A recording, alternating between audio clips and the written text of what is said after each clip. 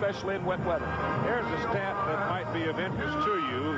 When Dwight Gooden loses a ball game, his norm is to come back as a Bulldog in the next start. As a matter of fact, Dwight hasn't lost 2 games in a row since May 25th, 1985. And after losing 2 games in a row, the 25th of May of last year, he won 14 in a row and didn't lose another ball game until August 31st. The faithful are hurrying now to their seats as we're ready to play baseball, and it came very quickly as the president of the National League, Chubb Feeney, came out and said, roll it off, let's play, and we might be getting another light sprinkle. And now leading off this ball game with Bill Doran, Billy Hatcher, and Denny Walling scheduled to lead off. Doran 3 for 16 with a home run, 2 runs batted in. Against Gooden in the opening game, he was 0 for 4.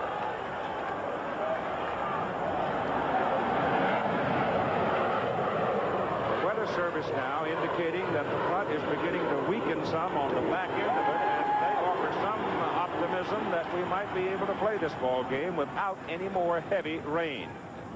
So let's hope to goodness they are right. Gooden started Doran with a call strike on the outside corner. The clouds are very low, it is dark, and the lights have been turned on at Shea Stadium. Swing and a miss on a breaking pitch.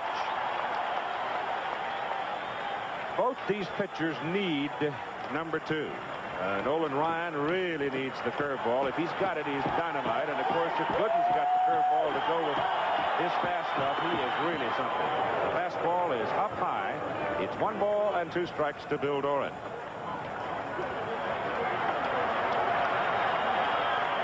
There is very little wind, and as you can see, the pitching mound is quite dry. There's no danger at the moment of anybody slipping around on it, and that's a foul shot into the Astro dugout.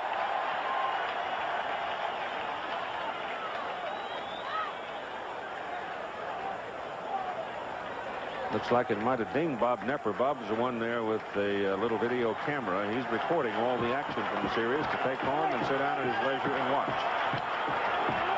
1 ball and 2 strikes on Doran. That's high to make it 2-2. The humidity, as it was announced this morning, well up into the 90% area, but the temperature is down in the 70s. There is almost no wind, so it is not uncomfortable.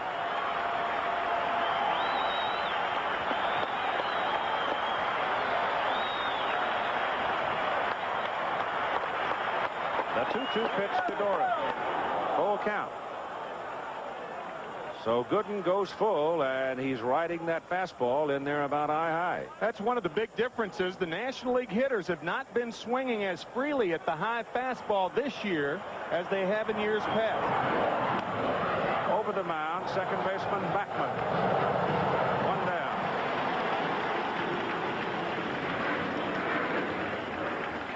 Gooden on the season, 17-6 with 200 strikeouts. He had 33 starts and had 12 complete games. And in today's marketplace, 12 complete games out of 33 starts is a high ratio. Billy Hatcher now. Billy has been the swiftest of the Astros and the most opportunistic on the bases. He has 3 stolen bases in the ball game, 3 for 15. And Gooden burns him with a strike called on the outside corner. This year, I think Dwight is less concerned about striking out people than he has been at any time in his career, because he is now in the process at 21 years of age of, as he put it, learning to pitch, not throw. Backman handles this one, and 2 down. So Wally gets the first 2, and it'll be Denny Walling from the left side of the plate. Well, there's no doubt about it that Gooden can economize his pitches if hitters ground out as opposed to striking out. The only problem with that theory is that hitters don't cooperate all the time. They don't say, well, Dwight wants to extend his career and not throw as many pitches. Well, sure, we'll hit the ground ball right at guys. Hitters don't think like that. You're going to hear a pretty good argument when Mike Scott pitches the next time. Incidentally, we have the latest pronouncement on the Scott circumstance and the scuffing the ball. I'll give it to you in a minute, even though he's not involved in today's game. Denny Walling steps up, and Gooden is low with it inside. 2 down now, nobody aboard in the top of the first inning in game number 5 of the National League Championship Series.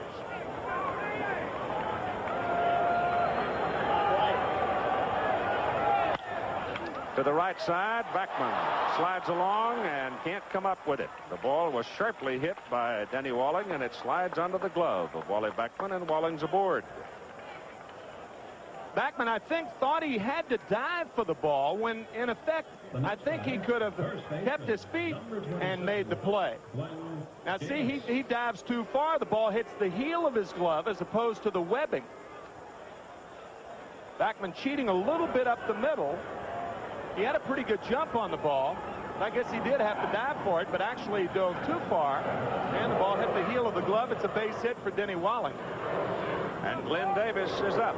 It was Davis who hit the home run in the second inning that beat Gooden in the opening game in the Astrodome. And he hits this one high in the air to right center, but it'll stay in the park. Strawberry back at the warning track, one-hands it, and the side is retired. So Walling singles and Davis lifts a high, lazy fly to right field. Side retired, no score for Houston. The Mets coming up. Today's small cars are tougher than ever on oil. Their high-compression engines not only rev high, they can run hotter than regular small car engines. Their searing heat can begin to break down an oil immediately. That's why there's Castrol, the only leading motor oil that in every grade provides maximum protection against viscosity and thermal breakdown. So use Castrol before your engine does something to get you heated up. Castrol, engineered for today's smaller cars. Call it character. Even nobility, if you like. It should be known as the best of its kind. And most of all, a light beer should be as great as its namesake. That's why there's Bud Light. The light beer with the first name in taste. Everything else is just a light. The batting order for the New York Mets. Leading off and playing center field is Len Dykstra. Lenny is 5 out of 14 with a game-winning home run. Wally Backman playing second base and hitting in the number 2 spot, 3 for 14 with a stolen base. Keith Hernandez, the first baseman, hits in the number 3 position. Keith is 5 out of 15. The first 3 in the order, all left-handed hitters. Gary Carter, whose bat has been dead on him. Gary is 1 for 17, hitting cleanup, catching. Errol Strawberry in right field, bats number 5. Strawberry has a home run. He got the big one to tie the other day. You remember that? 3 for 11 in the series, but he has 8 strikeouts in the series. Mookie Wilson is batting 6, playing left field. Mookie is 2 for 15. Ray Knight hits number 7, playing third base. Ray 3 for 14 in the series. And Rafael Santana, the shortstop, hitting 8, 2 for 11, with Dwight Gooden, the pitcher, batting 9th. Outfield, Cruz, Hatcher, Bass, Davis, Doran, Reynolds, Walling inside, Ashby back of the plate, and Nolan Ryan on the mound. As Tim said, went 5 innings, 7 hits, 5 runs, struck out 5, walked nobody in game number 2 in the Dome. Lenny Dykstra is the only New York Met to hit in all 4 games against Ryan. In that second game, Lenny was 2 for 5, and he takes a strike. The key thing I think about Nolan Ryan is whether or not the curveball, he can get it down in that strike zone where he wants it. One of the big reasons that Ryan was ineffective as a New York Met was his inability to get the curveball over the plate. He shows it right there, and it looks like he may have something with it today. And in the case of both pitchers, if the curveball is working for him, ooh-wee, look out, they can be a sight. It's going to be a low-scoring ball game. Yep. He's got Dykstra at 2 strikes.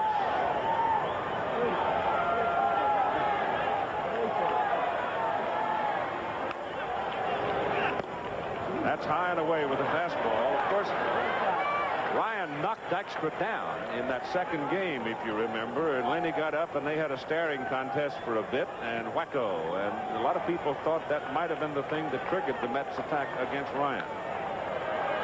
1-2. Close, but outside. 2 balls and 2 strikes. The Mets have been very quiet through the first 3 innings in this series. That would have had more meaning, I think, if Jim DeShays were pitching today instead of Nolan Ryan. But Ryan's out there. What with the extra day of rest? Ball back in the crowd, 2-2. Well, the Mets have been probably the least effective against Nolan Ryan in the first 3 innings. Ryan struck out 4, retiring all 9 men to face him down at the Astrodome. And then the Mets finally reached him for 2 runs in the 4th inning, 3 in the 5th, and that chased him.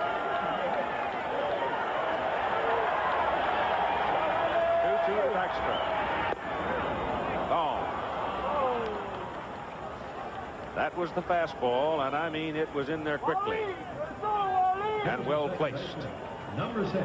Oh, that's what that curveball can do. It can get you looking for it to where he slips the fastball by you.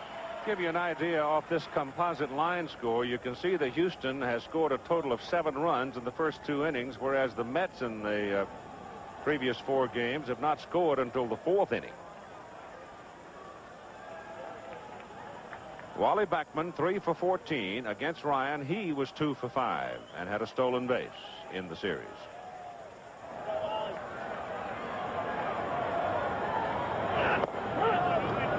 Fastball called strike. Pretty good at putting the ball on the ground. So is Dykstra for that matter, but Backman in particular will lay that ball down the third base line, and that's why Denny Walling is playing in on the grass right now. It is not wet on the infield right now, but it is so humid and perhaps even a little light sprinkle once in a while passing by that by the time we get to the middle of the ball game, the infield grass is also going to be wet. Keith Hernandez was the 3rd scheduled hitter. He's on deck swinging a bat, loosening up.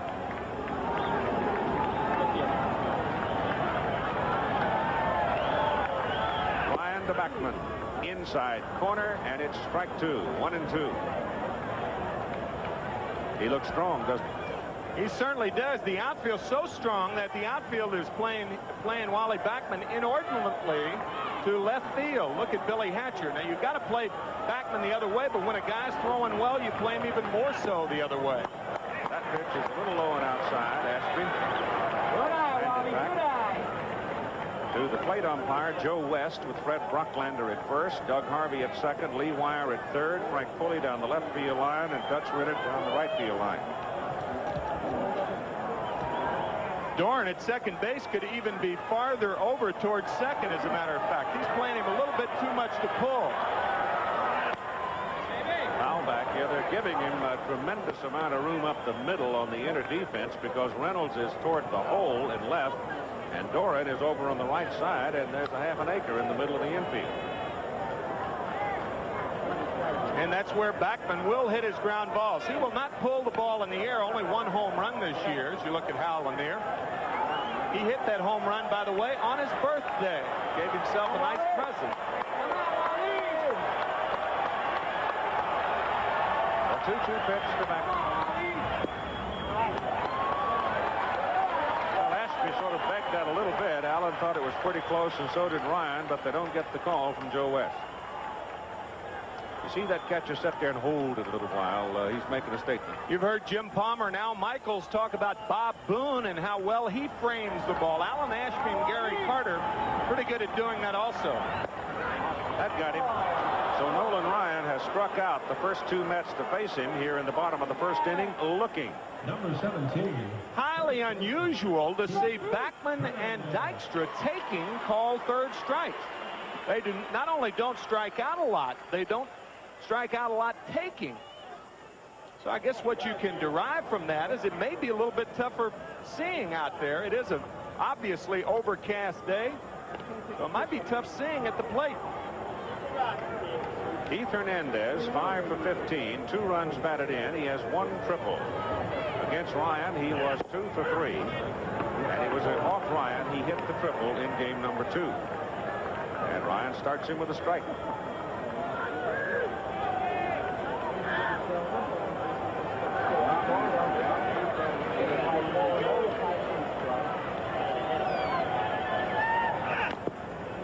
Foul ball. I think Hernandez is one of the tough outs in baseball. Oh, I don't think there's any question about it. He may be the best 2-strike hitter in baseball.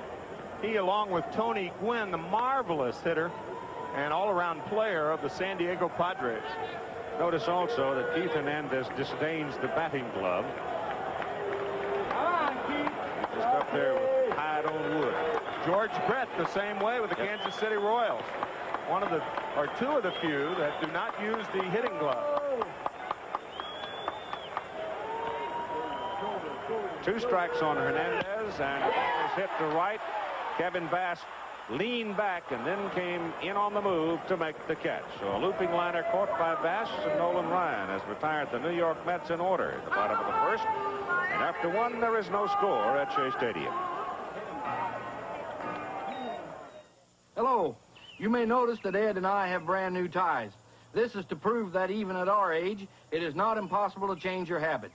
For example, instead of ordering the same thing every time at your favorite restaurant or tavern, why not ask for a Bartles & James premium wine cooler instead? Its fresh fruit juice and premium white wine make it the perfect refreshment for any occasion. So change a habit today. Get some new shoes, go to work an hour later, and ask for Bartles & James. Thank you for your support.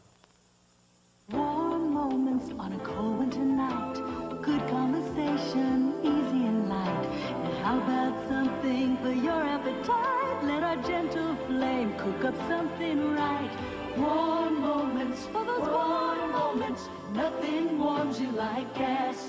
Warm is what natural gas is all about. Clean, efficient, in fact, America's best energy value. Shouldn't it be in your home? Nothing warms you like gas.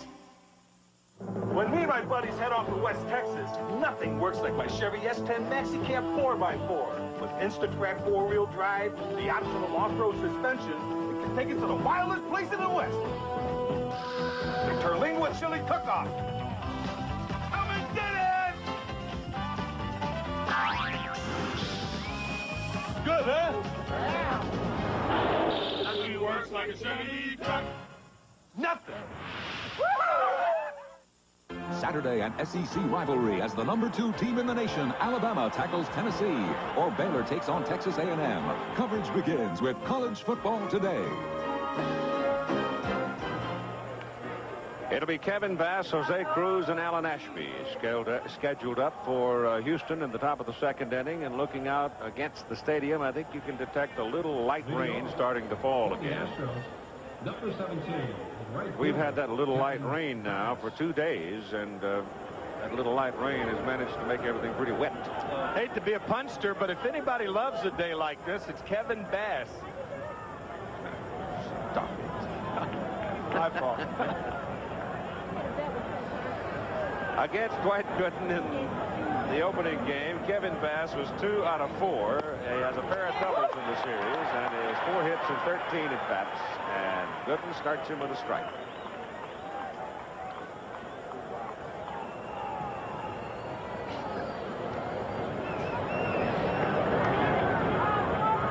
Come on, Dwight. Ball 1. That was a straight change. Kevin Bass with a couple of hits, a double and a single off Gooden in game 1. And Dwight trying to do something different to Kevin. He will throw the straight change about 10 times a ball game usually. Breaking pitch is feet on the ground, and it's foul to the first base coach, Matt Galani, who throws it out. The statement from National League President Chubb Feeney after meeting with Frank Cashin, the Mets general manager, on Mike Scott's scuffing of the ball, which the Mets are charging, and the New York media is having a ball with. As far as we know, said Chubb, Mr. Scott is not guilty of this infraction. A man is innocent until proven guilty. However, we will be watching closely the next time he pitches and will take appropriate action if necessary. Which is to say nothing has changed.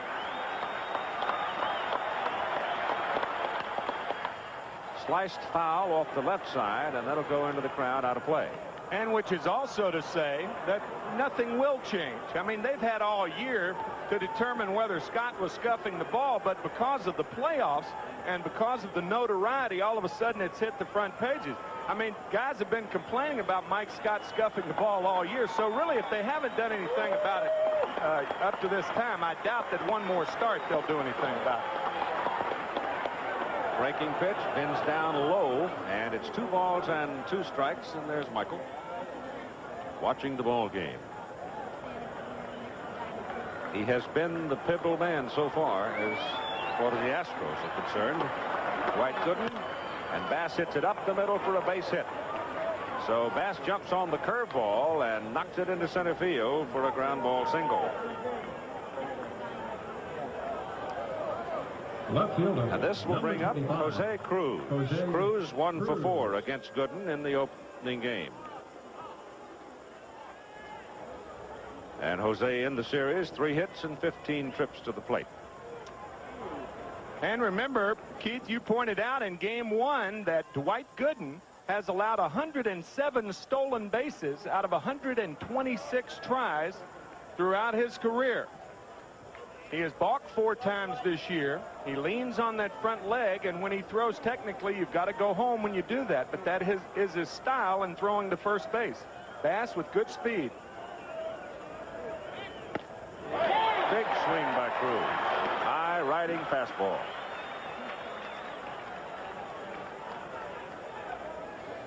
We got a song we're going to try to get in before this is over from the senior trainer, the trainer emeritus of the Astros, Jimmy.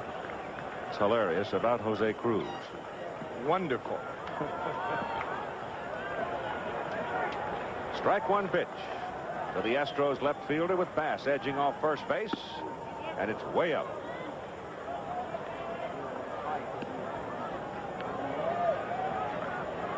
We'll see if Hal Lanier puts the hit and run on, flashing signs to Dennis Menke.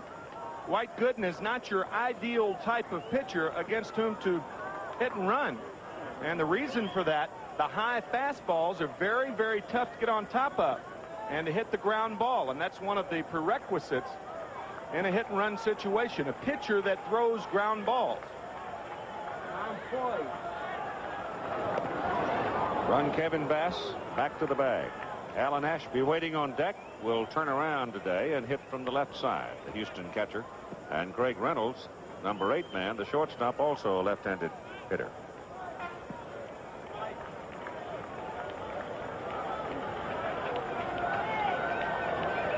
Bass bluffs, doesn't go. Cruz swings, foul tip. Carter holds, throws to first, and no play there.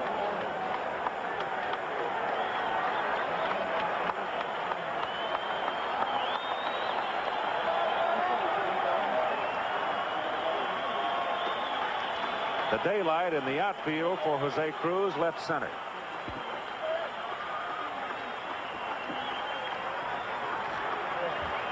Glenn Dykstra several steps shading Cruz into right center, and Mookie Wilson in left about straight away.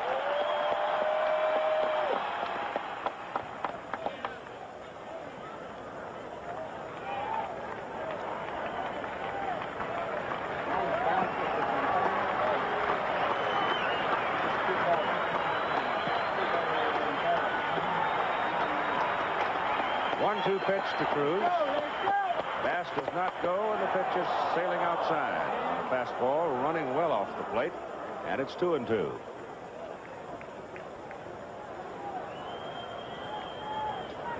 Previous game scores: Houston won the opener 1-0. New York the second 5-1. And New York the third 6-5. Houston the fourth 3-1. And this is game 5 of the series even at 2-2.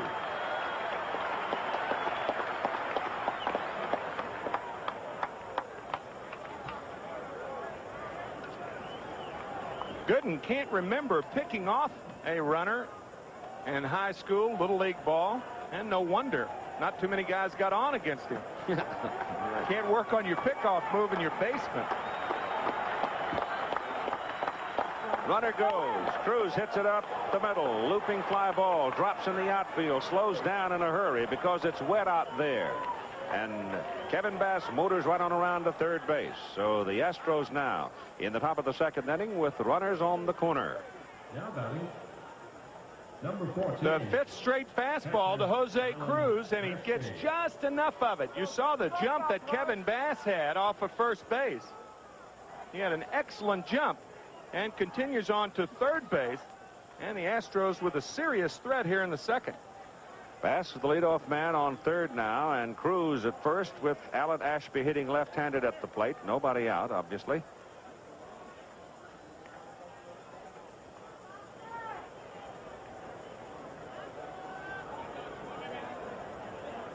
Mets infield in double play depth. Kevin Bass, if you remember, with a base running mistake in game 2 against Bobby Ojeda in a similar situation. He was on third and a high chopper by Alan Ashby, and Ojeda made the tag on Bass at home. The pitch to Ashby. Swung on, hit in the air to the left side. It's curling back. It's right down the line and finally drifts on back into the crowd. I thought we might have another one of those things where it's going to come down in the railing area of the temporary seats, but is well out of play. I was thinking that same thing. As a matter of fact, as a right-handed hitter, Ashby hit it in that area the other night. Not as deep into the stands, the regular stands. Kind of likes that area down there. Good things happen when he hits it down there. Fly ball to the outfield, or ground ball to the right side could get Bass home with the first run of the ball game in the top of the second inning. Ball hit to the outfield now. Is going to hit and slow down in a hurry because it's wet out there, which means the outfielders are going to have to come hard. And in the wet conditions, it's not unlikely one could overrun one, which could come back to haunt him. It's treacherous playing in the outfield, more so than it is inside.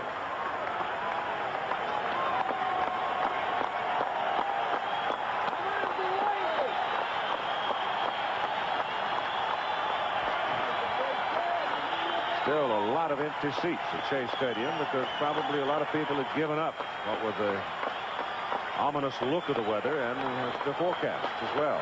2-strike pitch now is outside, and it's 1 ball and 2 strikes to Alan Ashby. They're still coming. Looks like number 7 is bringing them in, doesn't it? One of the few games where the stadium fills up as the game progresses. Number 7, of course, being the train that runs to Shea Stadium. Gooden is well high with that pitch, and the count evens at 2-2 now on Ashby. Kevin Bass, the base runner at third, led the inning with a single up the middle. Cruz then came back, singled, had a looping liner to center field for a single, and Bass looped all the way to third base. And there he waits.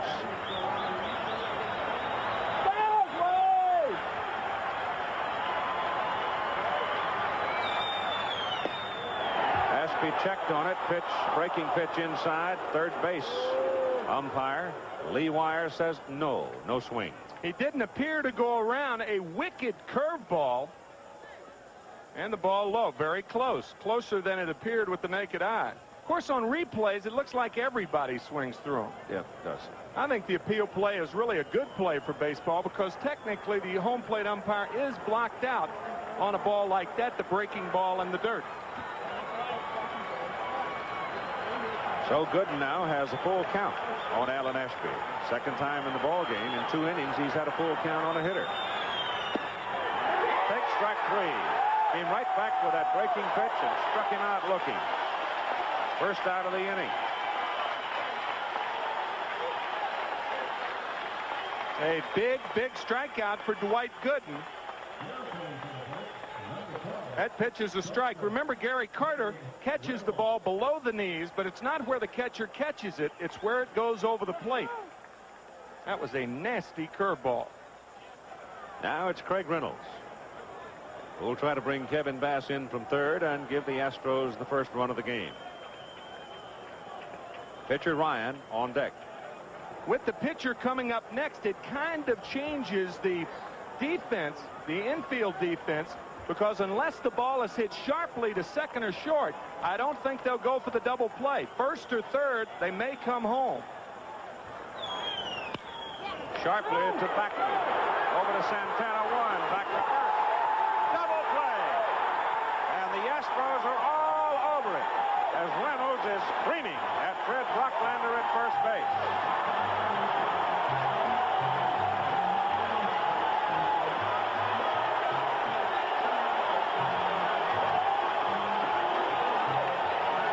What made this play close is the throw that Backman gave to Santana. Watch.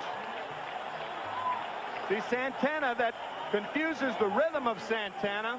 He's safe. He's safe. He's safe by a half a step. Yep, coming down. A half a step. That's a pretty good size miss.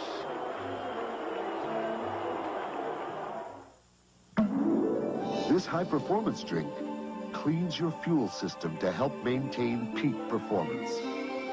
STP gas treatment, the high-performance drink for your car. Here, McDonald's. I call them like I see them, and I gotta tell you, I see more than lettuce and tomato in your McDLT. You've got the works in there.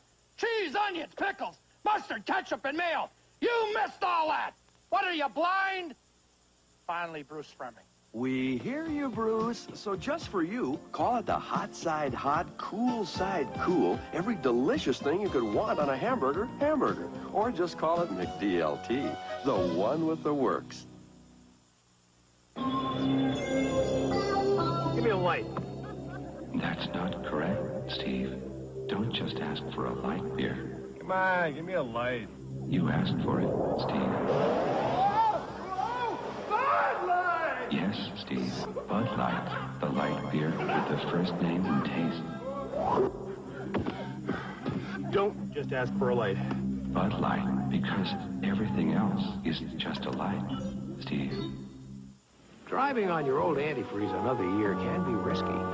Weak, neglected antifreeze can cause freeze-up and make a radiator look this bad, while the Prestone radiator looks this good. So don't push your luck, change it once a year with fresh Prestone. Let's go back to the inning-ending double play. Cruz couldn't get to Santana, and the throw now. Watch the ball and watch the foot of the base runner. Oh, yeah. Easy. Safe, easy. As you said, a half a step, maybe more. I think one reason the Astros argued the play, or another reason, was because Fred Brocklander delayed and hesitated before making the call. It also cost them a run.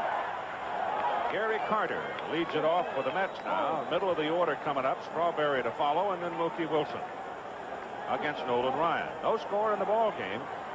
Mets batting at the bottom of the second. Good eye, Gary. Good eye.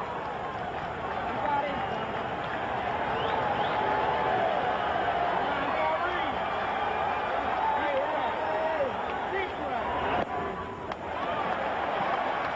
That's got to be up in the neighborhood of the mid-90s because he went to the top shelf for that one. 1 ball and 1 strike on Gary Carter. 93 miles an hour, according to our radar gun. That's fast enough. Back in the middle, knocked down by Nolan Ryan. I think he got it with his glove instead of the leg. So Nolan will walk it off for a moment, and let's pause 5 seconds so our local stations can identify themselves. TV Cincinnati. 1 out. Darryl Strawberry comes to the plate. If he had taken that one on the shin bone, we'd have a timeout, but he got his glove on it and took the sting out of it. Now Strawberry stands up. 4 RBIs for Darryl. But he has struck out 8 times, 2 in each of the first 4 games. And against Ryan, he was 0 for 2. Strike. Yeah, if catchers get hit on the shoulder or the hand, they say rub a little dirt in it and hang with them. If a pitcher gets hit, they ice them down, take them up to the hospital for precautionary x-rays. Another prejudiced commentary here. Swing and a miss, and it's strike 2. Well, Trader, when guys like you and I started out, and me more than you, and you got a little lump on you, old Trader would bring a little axle grease out, rub it on you, and it was better that than the tobacco juice. Strike 2 comes with the heater and strikes him out looking. So Ryan now has struck out 3 New York Mets looking. You got Dykstra and Beckman and now Strawberry. This is a pitch and the type of movement on a fastball that until this year Nolan Ryan didn't have. It's that little tailer at the end. Nolan Ryan was always the type of pitcher who just came and blew you away. He's still doing that, but he does have that different fastball that goes away from left-handed batters. Now Mookie Wilson coming to the plate, left-handed. And Ryan starts him with a high fastball. But I'll tell you one thing about it. When you go out against guys like Ryan and Gooden, ain't no shame in striking out. No.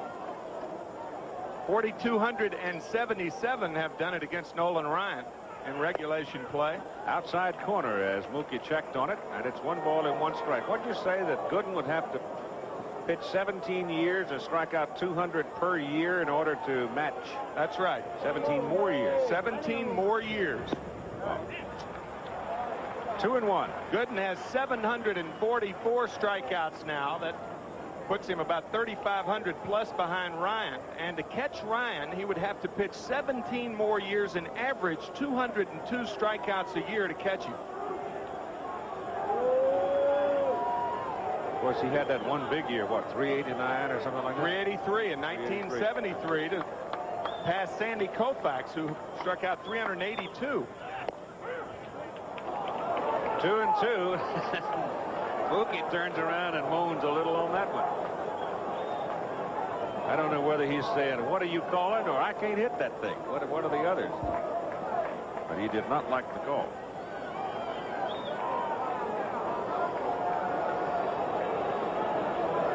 Two down.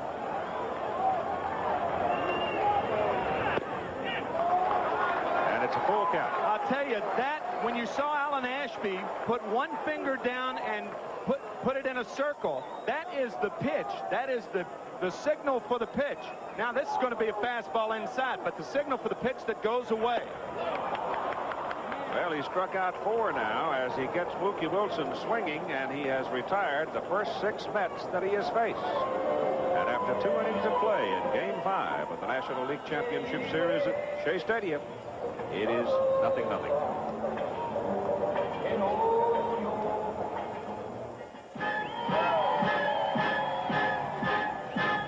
Big parade this year. It's the economy.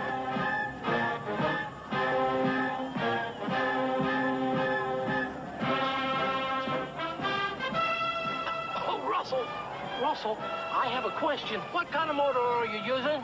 Motor oil is motor oil. Uh-huh. Motor oil definitely is not motor oil. A 4-cylinder engine works harder and needs the extra protection of specially formulated Valvoline foreguard. Oh, Russell. Not much of a parade this year. It's the economy. Get Valvoline foreguard. Russell.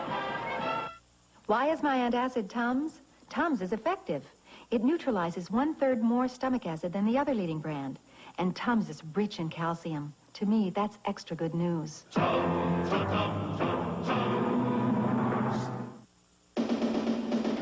Just off Route 19 in St. Petersburg is a place where you can learn to ski the Alps and shoot the rapids all in the same building. At Bill Jackson Sporting Goods, you can practice everything from a stem Christie to an Eskimo roll. But if you go there, remember, bring your imagination and your Visa card. Because Bill Jackson doesn't promise you Sun Moritz, and he doesn't take American Express. Visa, it's everywhere you want to be. Our world, the special times of our lives, a tapestry of what happened then with the people who were there. If you live through it, you'll want to see it again. If you don't remember, find out what really happened with Ray Gandolf and Linda Ellerby. Our world. It's about time. Thursday on ABC. Americans desperate to adopt are buying Mexican babies. It's a booming black market business that authorities say is hard to stop. Watch ABC's World News tonight with Peter Jennings.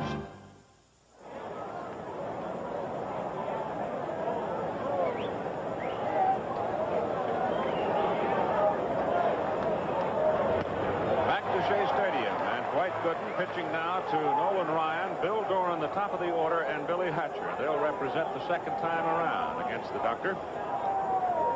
And Gooden gets a strike on Ryan to start him.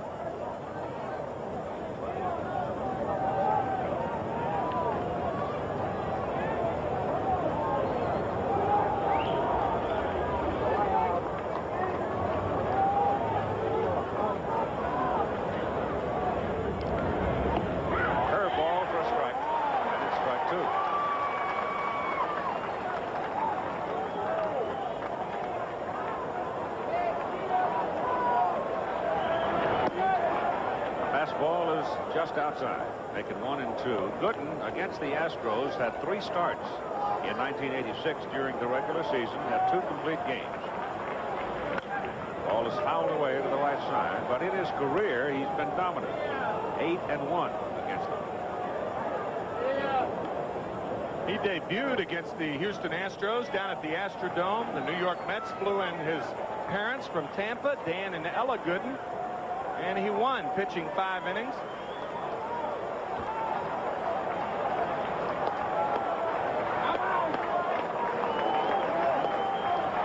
Comes back at 1-2, and Ryan takes strike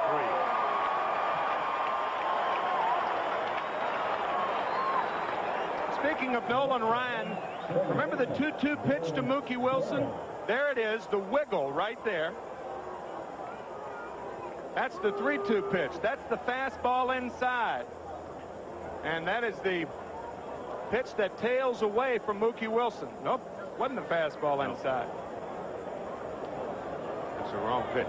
That was a 3-2 pitch. Uh-huh. It's 2-2 where you took it outside. Yep, the 2-2 pitch, but it is the one finger down, and the wiggle is that unusual pitch. Bouncer back to the mound. And Gooden throws him out. Bill Doran is down for the second time. 2 out. And here's Bill Hatcher.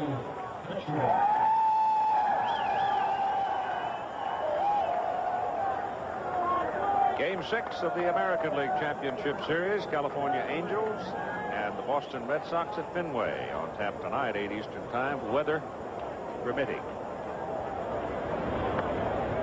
Curveball, lowered away, ball 1. Hatcher bounced out to Beckman. His first time up today. Hatcher, a former Cub.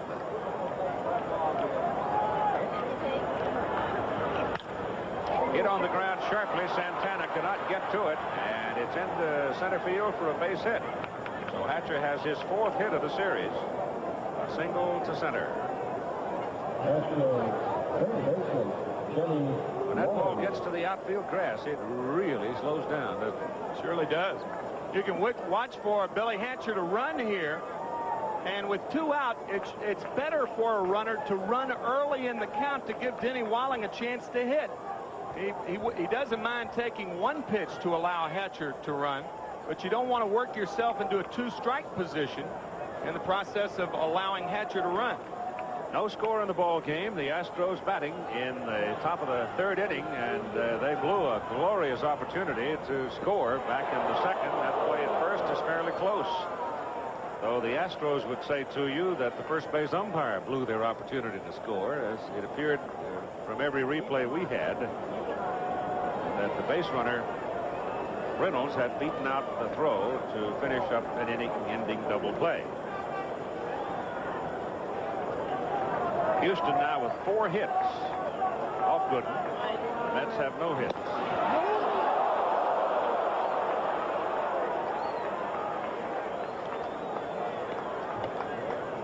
This is how close that play was. A good throw by Gooden. That has a lot to do with it as to whether you pick a runner off. Not only do you have to deliver it quickly, but it has to be about 6 inches off the ground, so the first baseman can apply the tag quickly. All right, Walling up had a single his first time up in the 1st inning and was left on base.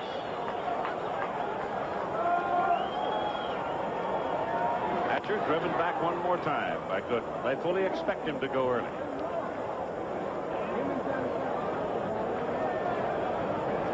And suddenly it gets very bright out here. I mean, there's almost the possibility of a ray of sunshine.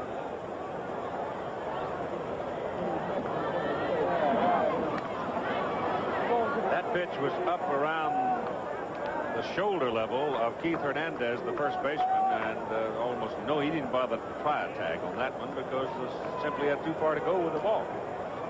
You rarely see a pickoff move, as you saw Gooden bend that left leg and then hop to first. That's the old Dodger pickoff move, perfected by Don Drysdale. He had a good one. Only time I ever saw a balk called on the winder was called by Chris Pellicudis back in the middle 60s.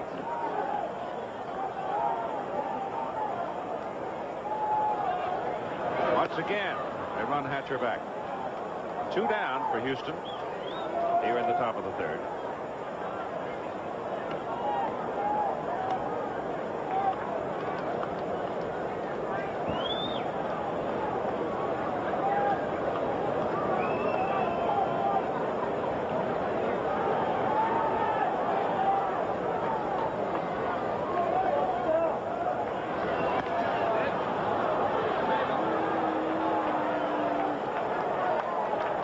Gooden and Hernandez right now playing catch with Billy Hatcher, the object. Tell you, it used to be that if you threw to first base a number of times, you would never even think about calling a pitch out. But that's changed for the better. They're trying to combat guys who can run any way they can. And now if you throw to first base, it's not a sign that the catcher won't pitch out. Hatcher bluffs, doesn't go. Walling hits the ball into left center field. Mookie Wilson coming across, makes the catch. And the side is retired. So the Astros have now stranded 3 base runners, and in the middle of the 3rd inning, there is no score. We're not a company, but outstanding people come to us every day. People who want to make a contribution to a team and do work that really counts. People eager to see new places, do the unusual, and find the unusual. People who become your friends for life. People just like you. We're not a company. We're your country. We're the Navy, the Air Force, the Marines, the Army. We're the Armed Forces. It's a great place to start. Game 5 ALCS. It was dramatic. It was amazing. It was a playoff classic. Boston pulls it out in 11 innings to beat California. Game 6 tonight. If you care about what you cook, we care about what you cook with. Sargento of Wisconsin. Both these lunch meats are fresh the first time you open them. But as time goes by, the package on the left loses freshness, while the package on the right doesn't. Introducing Golden Star Deli Doubles by Armour. Unlike ordinary lunch meats, Golden Star Deli Doubles individually wrap each sandwich serving, so you get first-time freshness every time. Now, can your sandwich say that? New Golden Star Deli Doubles. First-time freshness every time. When I was a baby, just like you, my mommy used Johnson swabs too. They're the ones fussy mommies trust, 'cause they don't leave fussy wussies. See what happens to these other swabs? But Johnson swabs don't fray, fall apart, or let the stick poke through. They're wound real tight to take good care of babies like you. Now remember, Johnson swabs don't leave fuzzy wussies. Only from Johnson & Johnson. We're WKRC-TV, Channel 12. Ray Knight, Rafael Santana, and Dwight Gooden now are scheduled to face Nolan Ryan. No score in the ball game, and the Mets come up in the bottom of the 3rd inning.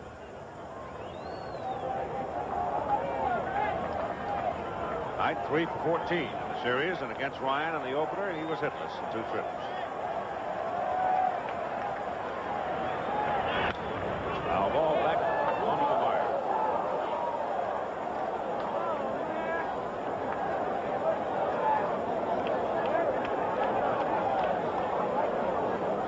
Of all the Mets, Ray Knight seems the one more resigned to the fact as to so what on Mike Scott's story. If it's in the strike zone, you ought to be able to hit it. Ray also one of the unsung leaders on this ball club. He does a lot of behind-the-scenes things that are very stabilizing to this club.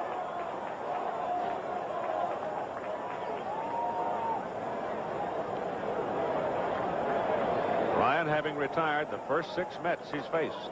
And we're just almost into a sunny state. Boy, there's a blazer. And Knight put his Sunday punch on it and came away empty. As Ryan is now struck out, tied. Number 3. Sunday punch, quite appropriate when you talk about Ray Knight. Ray was the initiator of 2 fights this year. The Mets were in 5 on-the-field fights. And when Mike Tyson, the aspiring heavyweight, came to Shea Stadium, he wanted to meet one Met. That was Ray Knight. Curveball to Santana. The Mets shortstop misses outside. Ball 1.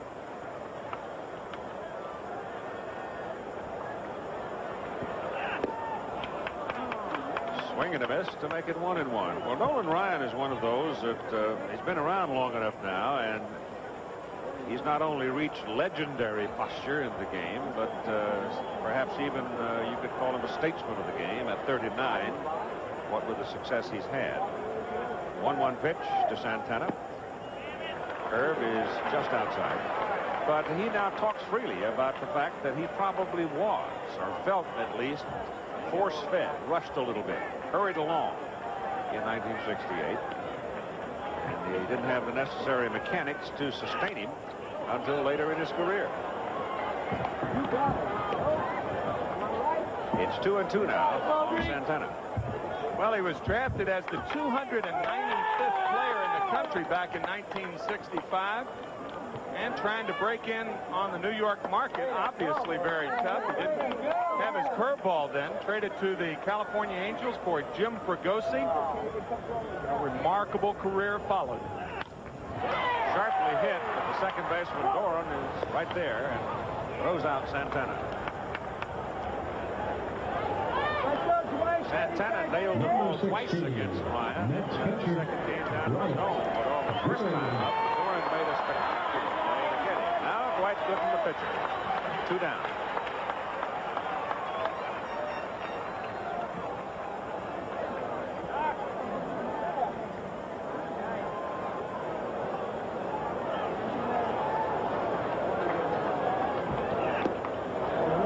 Just low.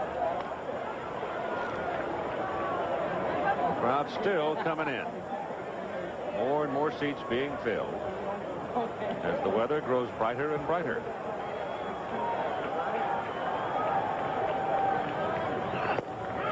One and one to Dwight Gooden.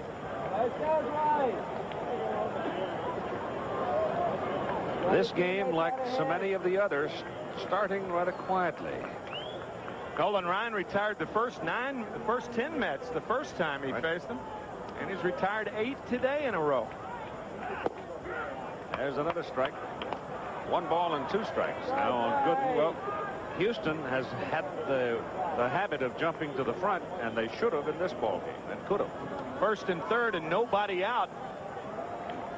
And failed to score in the second. That's 6 strikeouts now for Nolan Ryan, and he retires the first 9 Mets in order. And after 3 innings of play, there's no score.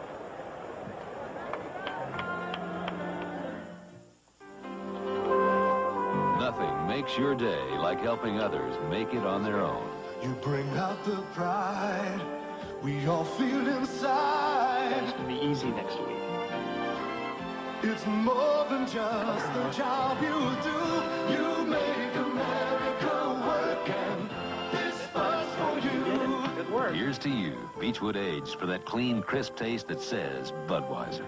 This spot's for you. Listen to the heartbeat of America. Listen to the heartbeat. When it's time for a change, put yourself in today's Chevy Cavalier and listen to your heartbeat. The heartbeat of America. That's today's Chevy.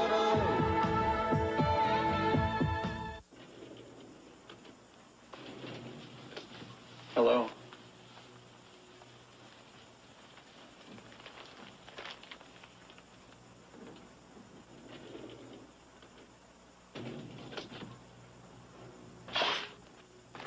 I guess you know I find you extremely attractive.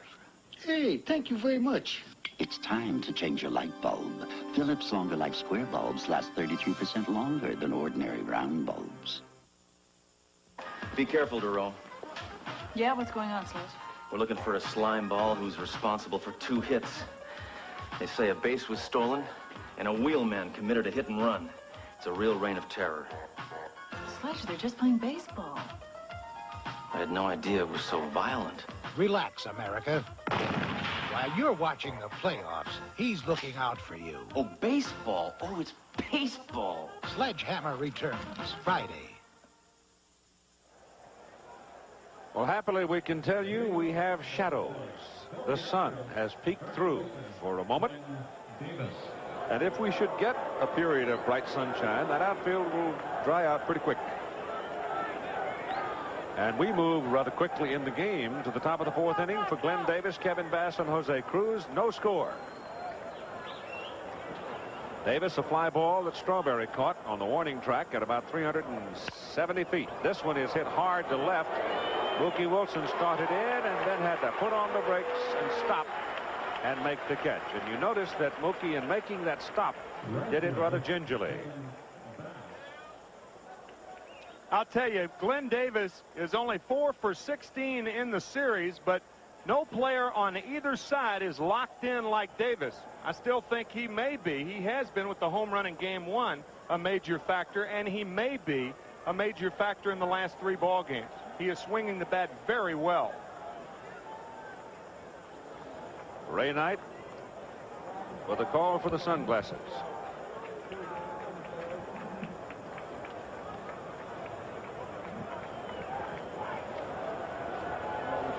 Mookie Wilson, you saw, has his out in left field. That's the troublesome field as far as the sun is concerned in Shea Stadium. And Kevin Bass at the plate, struck one. Bass had a single and got around to third with nobody out, but stayed there. Back in the second inning. 1-1.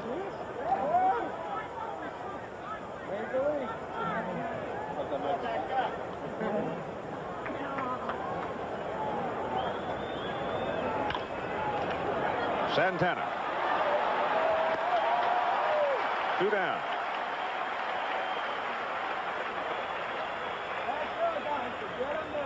And now coming to the plate. I guess he's going to keep his shoes. In case you don't know that story, Tim offered him a pair of shoes the other day that he was wearing if he'd do an imitation of Sammy Davis Jr., which he did, and he took the shoes. I thought it was a big joke, but he kept my shoes. I thought I was going to get my shoes back. He kept them. Same size, 10.5. History. Timeout for a moment as we've got beach ball bounding down from the upper level and into the lower level. And they'll puncture that one probably and get rid of it. With 2 down, Jose Cruz, who also singled back in the second inning, and it was his single that moved Bass to third. This time he's a little bit farther to the left with it, right at Santana, who throws him out. So the doctor gets him in order in the top of the 4th inning after 3.5. There is no score between the Astros and the Mets. This ABC Sports exclusive is being brought to you by Budweiser. Beechwood Age for that clean, crisp taste. This Bud's for you.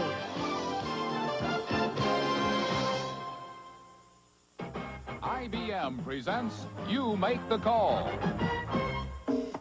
A manager is forced to play 2 pitchers at the same time. He plans to use one in the outfield while the other pitches, rotating the 2 when the situation calls for it. Can he do this? You make the call. Just when you think everything's under control, someone else thinks it isn't. If only you could rewrite as easily as the boss did. Change words. Correct your spelling. Make room for new ideas and numbers. And best of all, do it quickly. If only you had a personal computer and display-right software from IBM. There's nothing in the rule book that prevents a manager from rotating his pitchers, as long as each pitcher faces at least one batter. If you said so, then you made the right call. 10 years ago, a big engine job used to cost this much money. 5 years ago, this much. Today, this much. So now it's even more important to take care of your car right, including changing your oil, putting in a new Fram oil filter when you're supposed to. After all, a Fram filter doesn't cost much. A big engine job does. But the choice is yours. You can pay me now or pay me later. Black market traders are selling Mexican babies for profit. Americans desperate to adopt have made it a booming business, and authorities say there's no end in sight. Watch ABC's World News Tonight with Peter Jennings.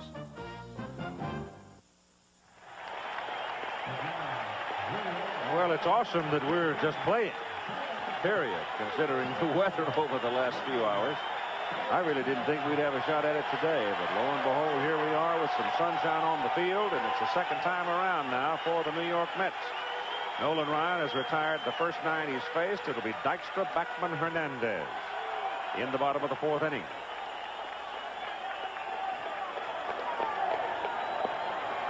This has been an inning in which the Mets have done some of their scoring throughout this series, and Dykstra, who struck out looking the first time, jumps at the first pitch and fouls it back.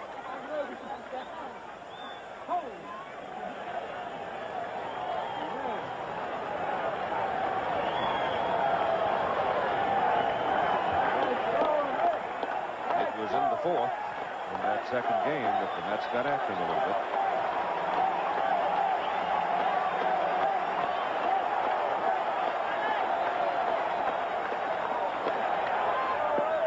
Two strikes, and he went fishing for the breaking pitch that time. Ryan, in that opening stanza, the opening first 3 of the second game, he struck out, what, 5 of the first 7?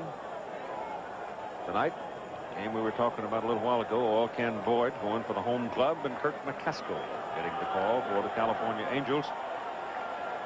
Probably Angels didn't sleep much until last night after they traveled across the country after what happened to them on Sunday. 1 ball and 2 strikes to Dykstra.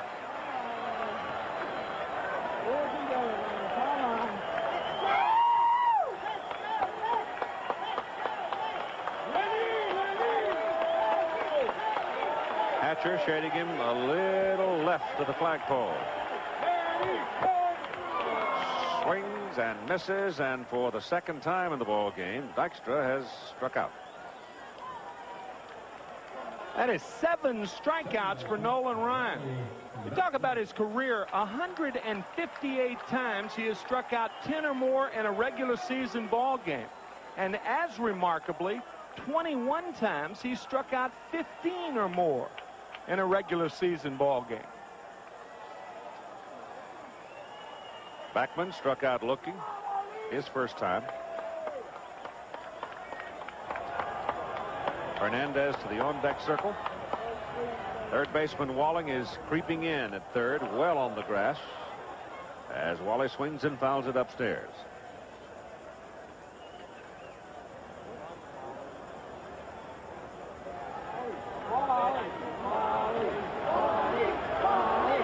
Davis is just on the edge of the grass at first, and Walling is about 2 steps in at third.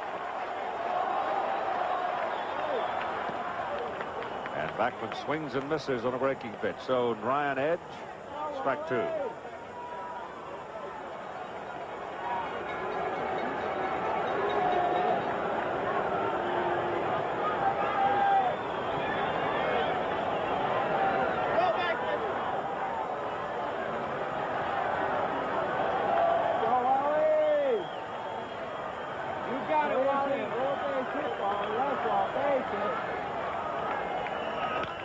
Foul ball left side. Well, you can see from the signs that Alan Ashby gave, he gave 4 signs, and Nolan Ryan, one of the pitchers that stares off the catcher. A lot of times you don't have to shake your head to not want to throw that pitch. You can just stare off the catcher until you get the sign you want.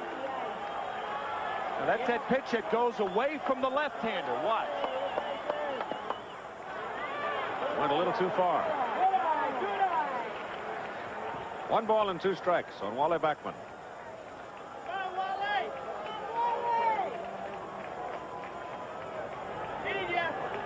He's retired 10 in a row.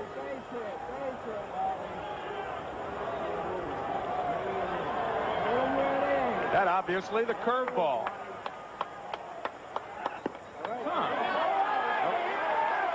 Well, he put out 2 fingers and then dropped 1. So he probably stared off the curveball and went to the fastball. Les Moss, former catcher there standing with Hal Lanier, is the pitching coach. A million stories in him, too. 2-2 to the Mets second baseman. Fly ball left field. Cruz with the glasses down. makes the catch. Tough field. Tough with the sun out. 2 down. And here comes Hernandez. He hit the ball pretty well. First time up, lined sharply to the right side that Bass took lean back and then came in to get.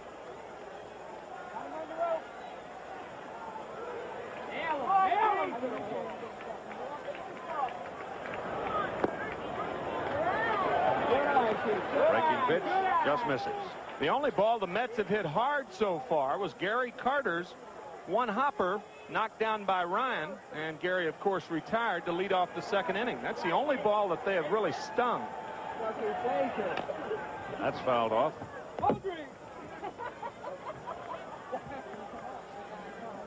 Gary on deck.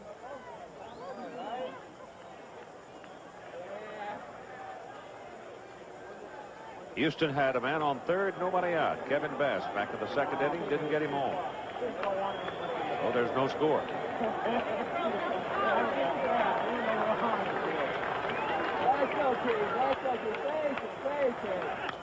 Foul left side.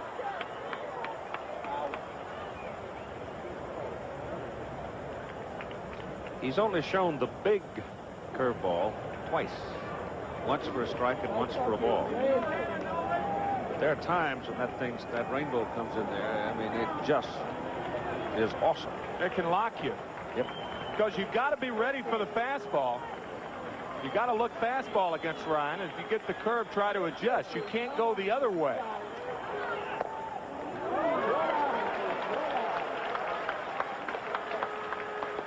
All right, it's 2-2 on Hernandez. Davy Johnson on the first base side, where the Mets dugout is located.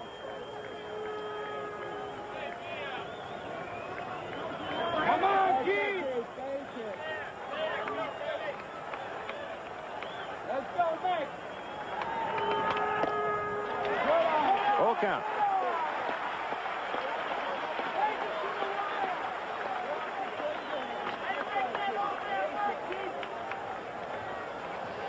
Ryan tried to twice to get him to bite on that running fastball outside, and he wouldn't do it.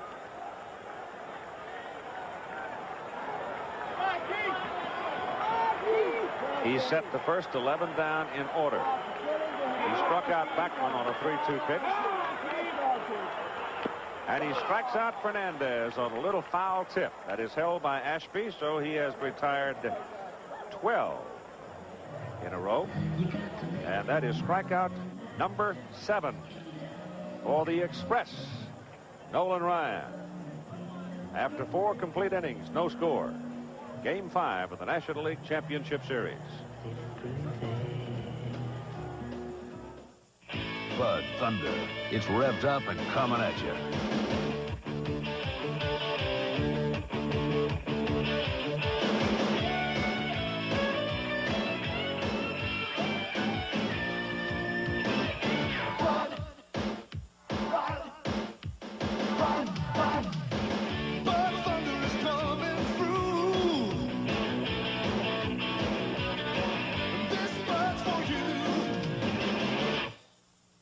Fixing this water damage will cost $1,200.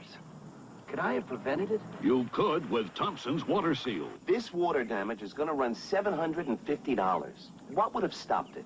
Prevent water damage with Thompson's Water Seal.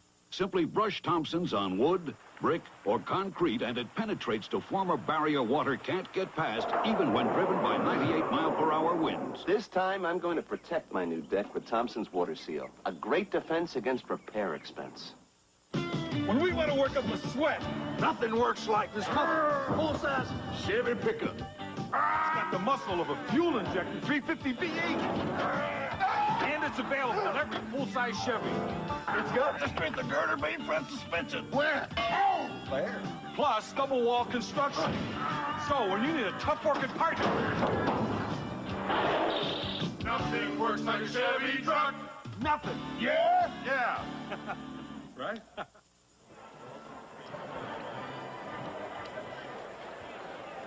I'm told that the weather has brightened some in Boston, and they've taken the tarp off the field there. So apparently they're optimistic about getting the ball game underway up there on its schedule. See that area right up there? That is the K corner. And, of course, the guys have just arrived with their Ks. I guess they got caught up with the weather. But this year, of course, Dwight Gooden striking out only 200, and that's an unusual year for him. But no K corners. Kind of strange to be here at Shea and not see the Ks going up. Well, they only need to hang out 2 so far. That's right. Nolan Ryan should be in the right field corner. They'd hang out 8 for him. That's right. That's a fair ball for Alan Ashby. Strawberry to the corner. The throw. He's in there. Double.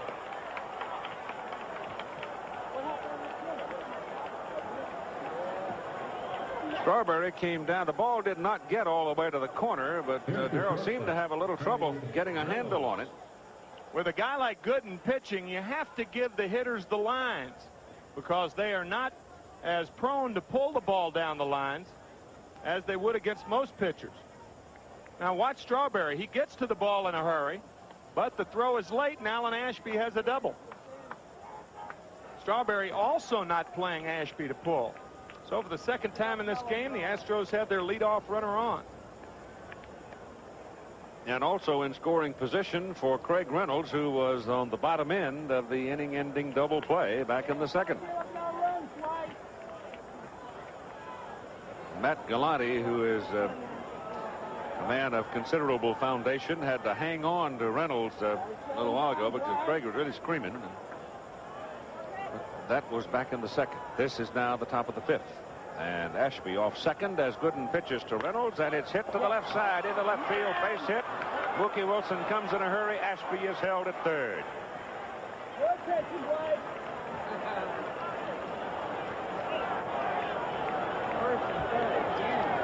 So Reynolds goes in the hole the opposite way, and Nolan Ryan, the pitcher, coming up. With nobody out, Dennis Menke holds Alan Ashby, who is not a fast runner. He holds him at third base. And now what I think you may see is a straight sacrifice. Rather than sacrificing a safety squeeze or anything like that, you just sacrifice as though there were no men on third base. Chuck Tanner has an interesting variation to this play. With a guy who can run at third base, he will have whoever's bunting the ball bunt the ball down to the third baseman. The runner follows the third baseman in, and when the third baseman makes the throw to first, the runner walks home. Seen Tanner and the Atlanta Braves do that very well and very often. Knight creeping in at third. Hernandez hanging around first, trying to hold Reynolds as close as possible. Now we'll watch Ashby and see whether or not he travels along with Knight as Ray comes in at third. Bluffs it. Bunt is back to the mound. Gooden picks it up, throws to second, and they get Reynolds coming down from first. And Ryan is on at first on the fielder's choice, and the base runner is held at third. Bunted it a little too hard.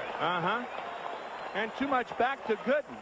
Gooden, even though he turns the wrong way, watch him turn to the right. And he has to make an awkward throw to second base. So he turns to the right, and now he makes the tailing throw. But another example of what a good athlete Dwight Gooden is. You see, Alan Ashby does not possess the speed of a guy at third base where you're going to make a play like that, nor is the bunt to Knight. But Reynolds easily out at second base. One down for Bill Doran. Runners on the corner. Ryan at first. Ashby at third. Doran pounds it at the plate.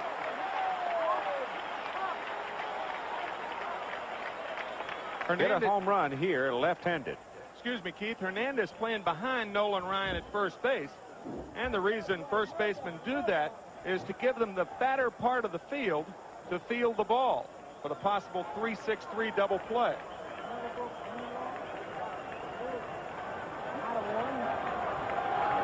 Dwight. Shut him down. Shut him down. Let's go, Dwight. Pitch is high and tight. 1 ball and 1 strike. Doran's home run coming off Ron Darley. In the ball game won by Houston. Lost by Houston, actually. It was the game which Dykstra hit the home run to beat him 6-5. Come on, Dwight. Come on. Alan Ashby doubled to lead the inning. Reynolds singled, but Ashby held at third, and he's still there. And Doran howled it straight back as he went for that high fastball.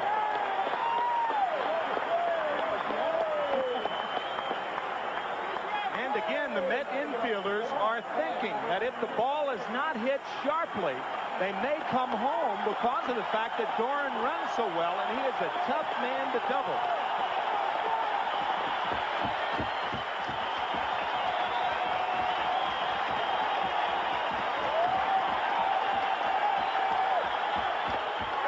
Checked it. They appeal it. Third base umpire Lee Wire says no, but it was close.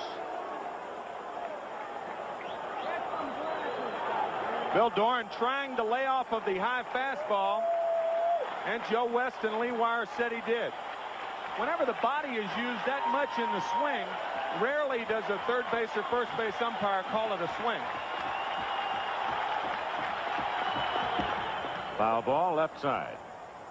So Gooden bearing down on Doran, trying to get him with a base runner at third. No score in the ball game and 1 out. This the second time in the ball game that Houston has had a man on third.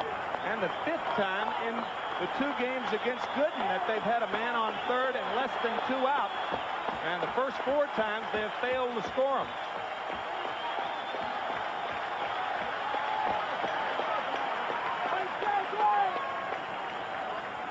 When you get into a circumstance like this, this is where the great pitchers really come to the front. They bear down. But pitching to Bill Doran is a little different than pitching to Mike Scott.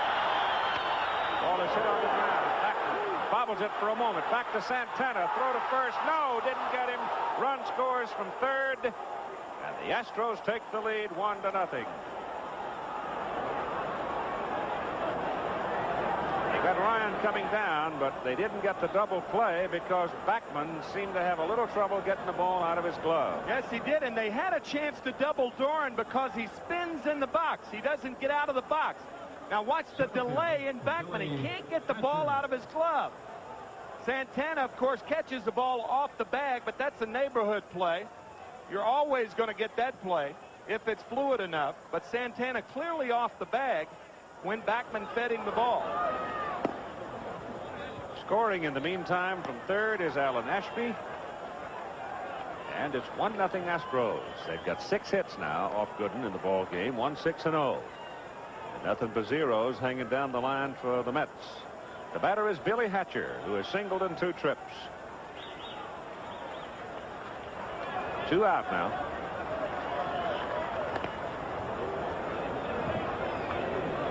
A lot of times a catcher can pick up whether a runner is running or not when he nonchalants his way off of first base.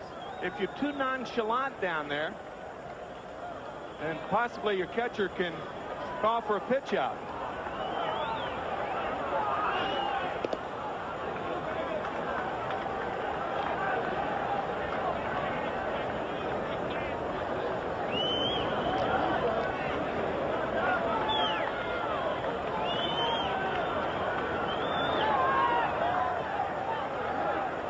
With 2 down, ball 1 count on Billy Hatcher.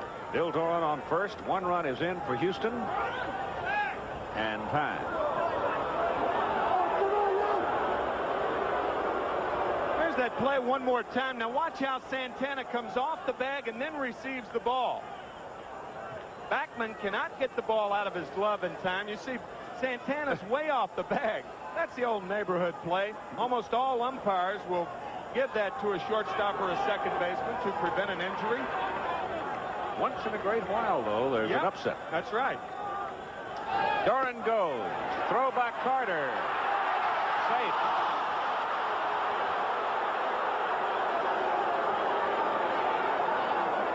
That is the 6th stolen base by the Astros. I'll tell you, you can accuse me of a prejudiced remark again, but when a batter sticks that bat out with no intent to bunt the ball, but his only intent is to interfere with the catcher, in my opinion, that rule ought to be changed, and the batter ought to be called out. You could see clearly that Hatcher had no intent on bunting the ball. I don't disagree with you a bit.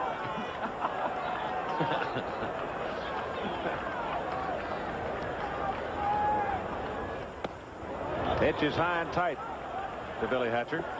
Man on deck is Denny Walling. Doran is now up at second base. Here's another look at what Tim is talking about. And the reason, see, a hitter does that is to block the view of the catcher and to keep him back. He has no intent of putting the ball in play. And in my opinion, that's intentional interference.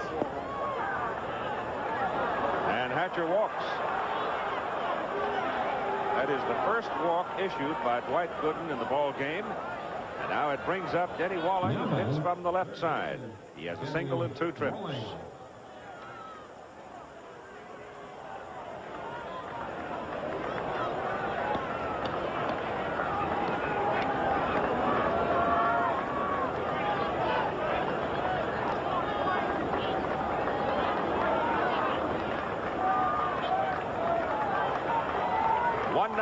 Houston leads. Ashby doubled to lead this inning and finally scored when the Mets missed the double play.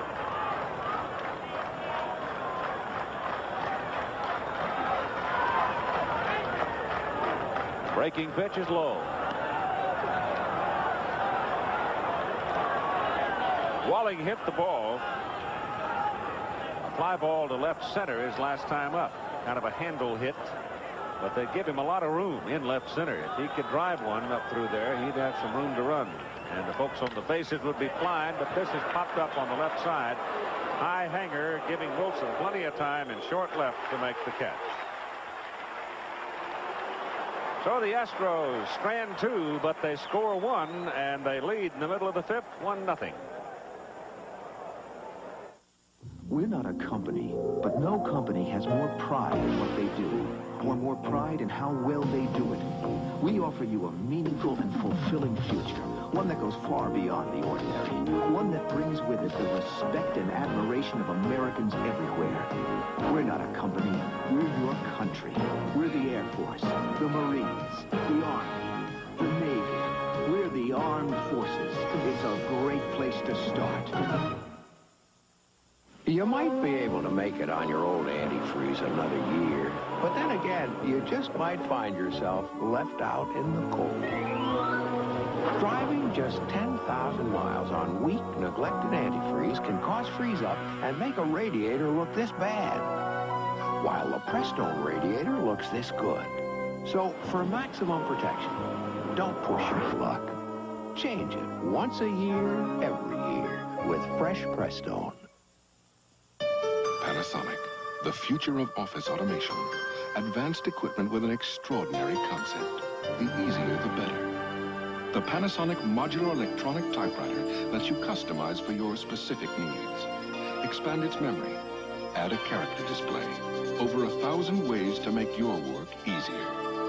Panasonic modular typewriters. Like our copiers, computers, and peripherals, the easier, the better. Panasonic Office Automation. The art of investment and financial security requires painstaking preparation, bold strokes influenced by a mastery of expertise, a creative approach to IRAs, annuities, and innovative forms of insurance. As one of the strongest diversified financial institutions, we have the capabilities to turn the business of investment into an art. The Travelers. Have you looked under the Travelers umbrella lately?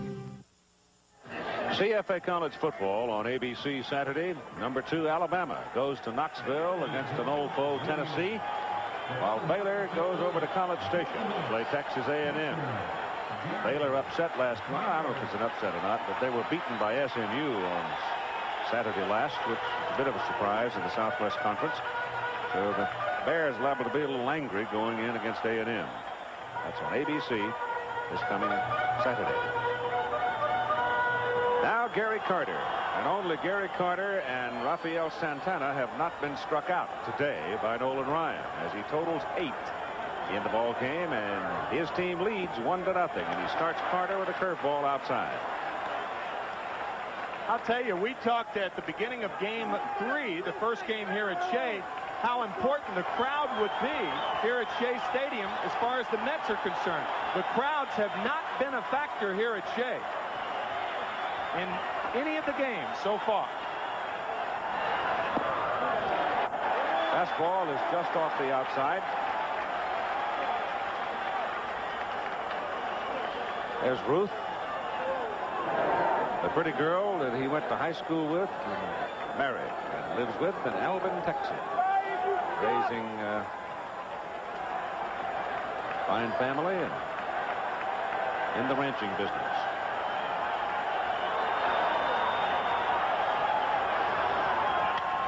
High fly ball lifted out into right field for Kevin Bass. And Bass makes the catch. 1 down. So Gary Carter's bat remains quiet. Carter has been totally frustrated by the Astro pitchers so far. Gary, a very animated player, of course, and the Astro pitchers have totally taken the animation away from Carter. Now Darryl Strawberry.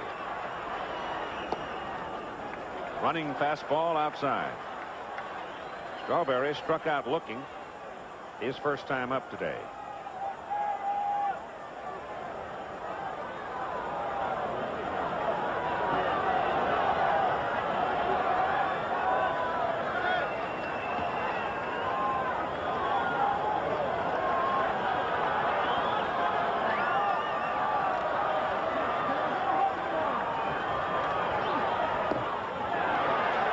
Just inside with that one. It is 2 balls and no strikes. Keith, when you think about it, the Mets have had only 1 lead in this 3-game set here at Shea, and that was when Dykstra hit the home run. At no other time have the Mets been ahead. Right. Houston pitching has been remarkable. Surely last has. month of the season. Whew. Now Ryan in danger of losing Strawberry as he goes to 3 balls and no strikes. He has retired 13 in a row. And I would imagine Davey Johnson will give Strawberry the green light here. Chance for the Mets to tie it up. He has homered against Ryan once this year.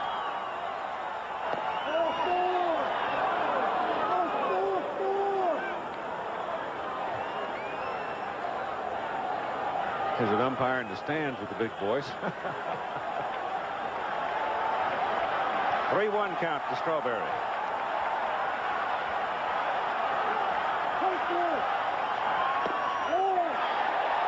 3-2 count to Strawberry. Darryl a little bit more upset than he really should be. Those pitchers are not only close, but he's got a chance if he hits the ball out of the ballpark to tie it up. You want to hit in this situation. That ball might have been low, but the fact is you can't get upset because you still got a chance to swing the timber. 3-2. Foul ball. Bill Robinson gives it away, throws it up into the crowd.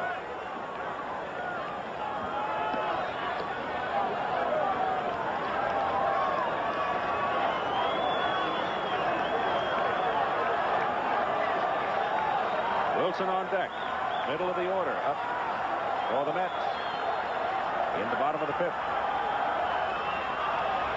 1 out.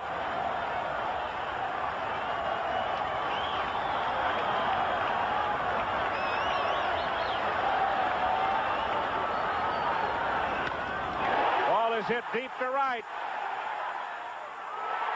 Home run.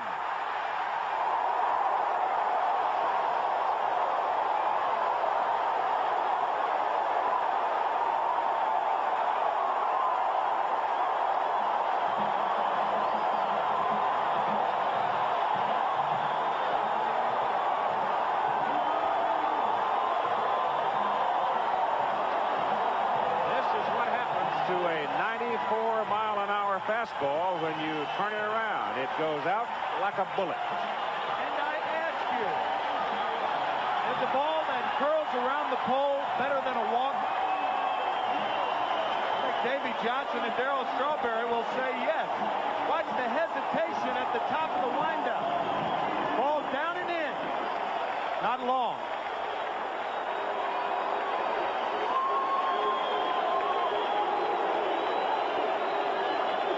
It was, he knew it was gone. It's just a question of whether it stayed fair or not. It was hooking in a hurry toward that line. Just fair.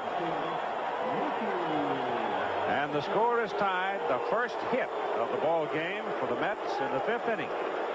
After Ryan had retired 13 in a row, and the hit ties the game. Second home run of the series for Strawberry, and Mookie Wilson is the batter.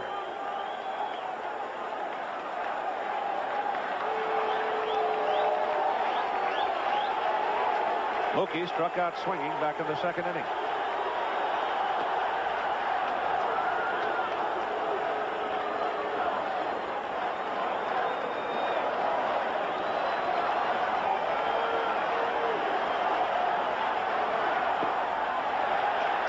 One ball and one strike. Tell you, in my opinion, that ball down and in, the most dangerous pitch to any hitter. And the reason is you don't have to have full extension when you swing the bat. All you have to do is drop the bat head on it. I've often said if guys who swung clubs didn't like balls down and in, they'd make tees higher.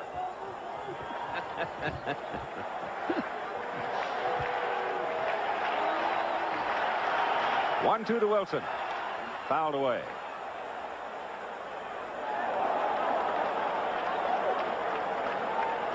Of course, I've been jammed on some golf swings, too. Yeah, I've had that adventure any number of times.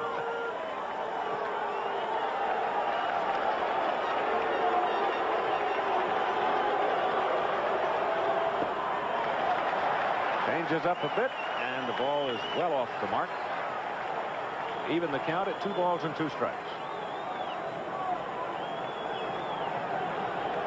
Games 6 and 7, if needed, will be played in the Astrodome in Houston tomorrow and Thursday. Swing, foul tip, held by Ashby, and Wilson is the 9th strikeout victim of the game for Ryan. That ball down and in. You see, there's not a lot of extension on his swing, and he hooks it down into the corner. The only problem, as far as Strawberry was concerned, is will it hit the foul pole?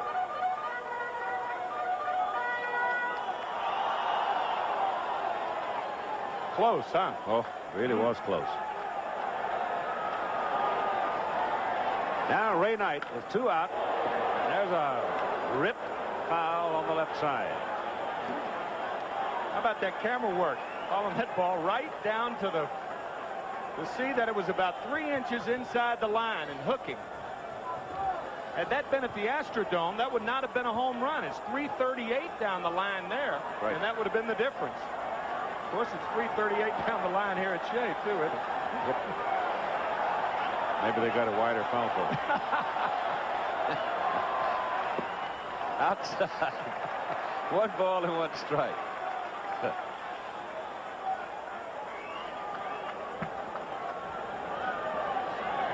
Ball just doesn't carry in the dome, though, like it does here at Shea Stadium. It has turned out to be a nice day. Yep, it has. Comes inside the Knight. Misses there to make it 2-1.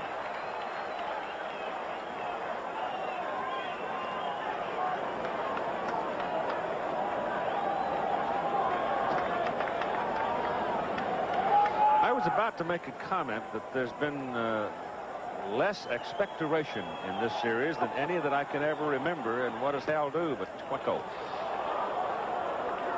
Now it's 2 balls and 2 strikes. But tobacco chewing on these 2 teams seems to be minimal. Excellent observation.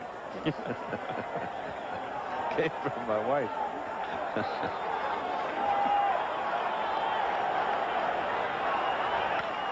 Sharply hit, but right at the shortstop, Craig Reynolds.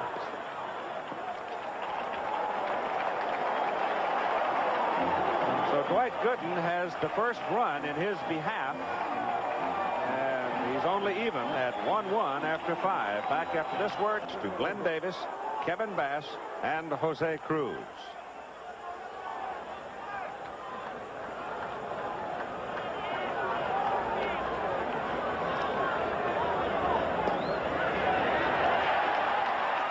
Strike call. Davis, fly ball to right. Hit pretty well, and then looping fly ball to left field.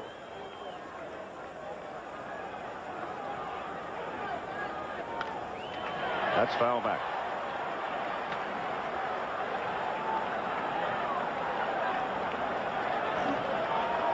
Hello there.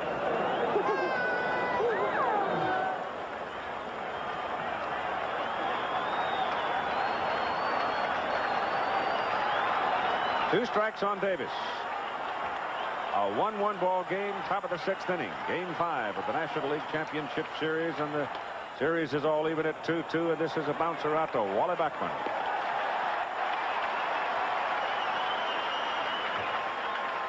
One down. Here's Kevin Bass coming up.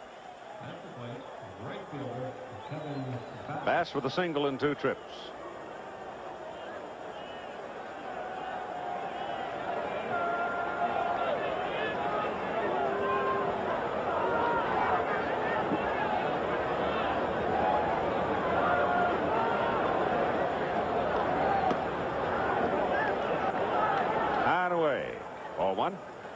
Kevin Bass came to the Astros back in 1982 when Don Sutton went to the Milwaukee Brewers.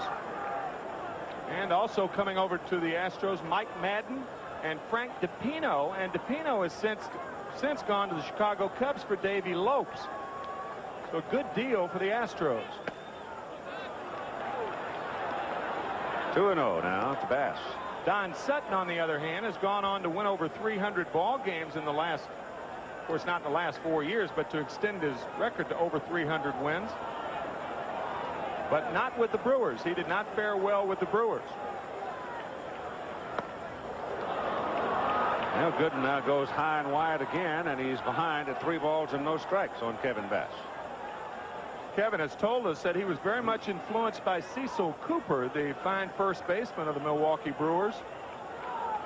And the way he leans on that back foot, similar styles as Cecil Cooper. Brings that one in. 3-1.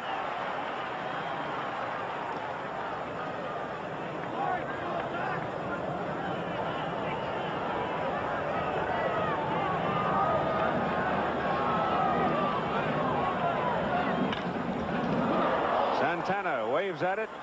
Hits sharply into left center field, and Bass is aboard with a single. Base hit number 7, and Jose Cruz coming to the plate. And we'll bring you now Jim Doc Ewell with this melody. Hey, Cheo Cruz, the Astro man. Hit the ball, run all the way around. People in the stand just jumping up and down. Pitcher on the mound just kicking at the ground. Hey, Cheo Cruz, the home run man. Doc, 25 years with the ball club. Been with him from the very beginning. Oh, what a great little ditty that Doc wrote, he said, when Cheo was in a slump this year. And he said he went out after he wrote it and sang it in the trainer's room, and Jose hit a home run and started tearing the cover off the ball. And Jose at the plate, 1 for 2 on the day with 1 out, and Bass on first base in a 1-1 ball game, and the pitch is high and tight. I thought it was funny when you were taping it while it was pouring down rain yesterday, and Doc didn't want to quit. He wanted to sing all afternoon. That's right. He had several more he sang for us.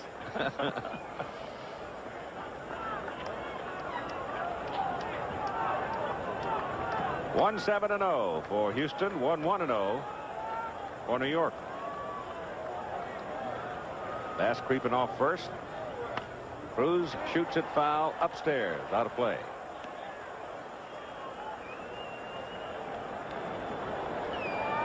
Jose's brothers Heidi and Tommy live in Puerto Rico along with Jose. They now are making uniforms, in the business of making uniforms for sports teams. They're also probably one of the reasons he plays winter ball every year, because they con him into it. They won't let him sit around the house. Played winter ball for 16 straight years. The 1-1 pitch. He was late on it. Snap throw to first. Bass is back. Also around the dinner table, if you say pass the potatoes, Jose, 8 hands reach for the potatoes. Jose Cruz has 3 sons named Jose.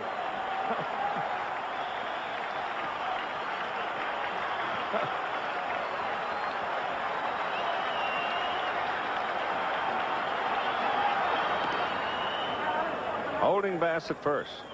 Ashby is on deck. One thing to note about this Houston ball club, it's been the bottom third of the order, though, that's really been pesky. They really have been troublesome for New York pitching. Foul back.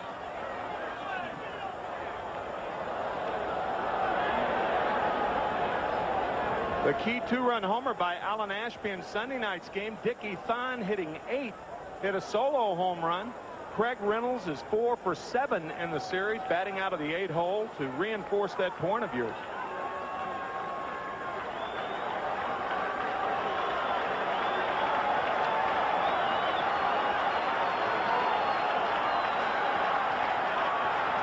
One-two to Cruz. Bass goes. Breaking pitch. Carter's throw. Out. Perfect throw by Carter. And he had a very tough pitch to throw. This is only the second Astro that has been caught during this series. Curveball. Bass had a good jump, but watch where the throw is. Oh, that's perfect. Perfect. And 2 down now with Cruz still at the plate with a count of 2-2. That's a great shot and a great indicator of Rafael Santana straddling the bag as opposed to standing in front of the bag and bringing the ball back. Straddling the bag, the proper way to handle it. Gooden's curve is outside to go full now on Cruz.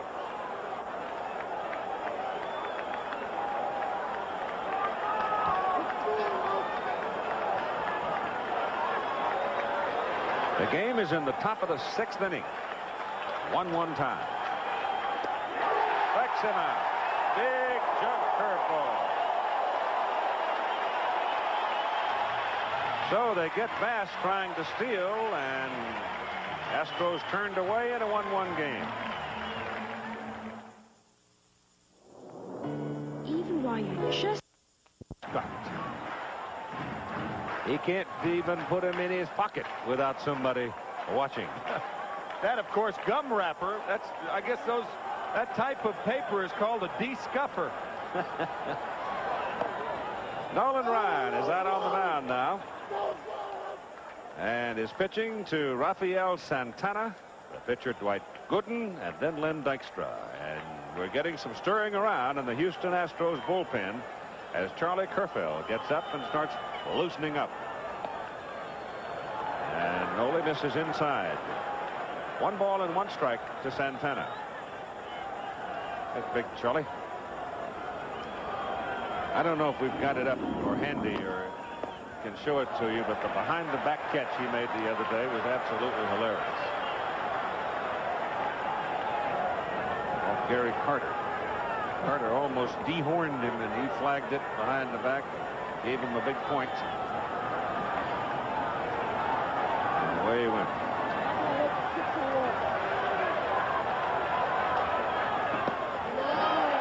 Blowing away.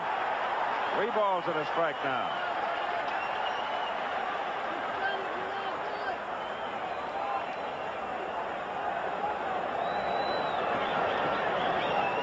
One of the reasons Kerfell is up is Hal Lanier may be more inclined to go back to that 100-pitch limit with Nolan Ryan.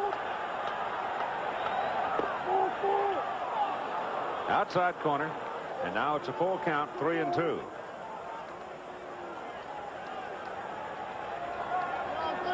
Ryan also the 3rd hitter in the 7th inning, and he has thrown 83 pitches so far today. That's popped up and back in the crowd. And for those of you who may not know why he is on the 100-pitch limit, it's because he was on the disabled list for the first time in his remarkable career this year. Strained medial collateral ligament in that elbow. Broken bat bouncer to Reynolds at shortstop. Throws low, but Davis digs it out. Santana's retired. Now the pitcher, Dwight Gooden. Now the next pitcher, Dwight Gooden.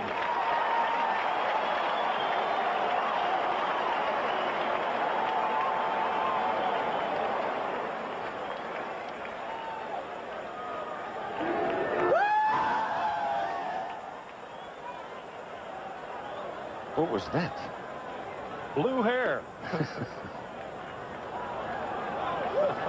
Strike one to Gooden.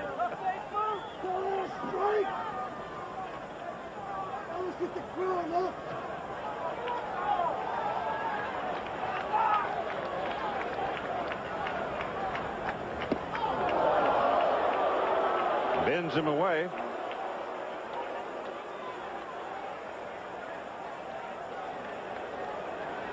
You can see that he wears well.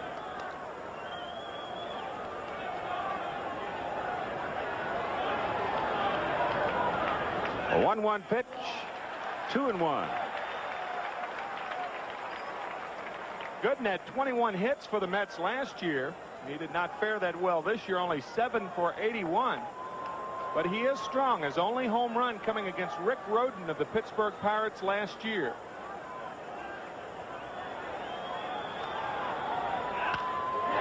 Ball hit to right. Bass almost coasted too long because it started sinking on Kevin, and he had to turn it on a little bit and catch it knee high. So Dwight almost had himself a base hit.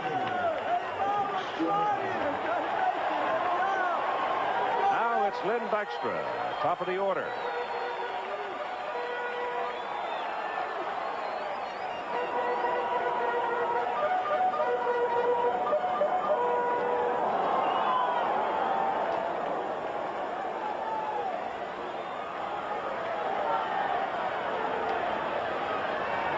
Struck out looking, struck out swinging, and this is a high pop up to the third baseman, Denny Walling.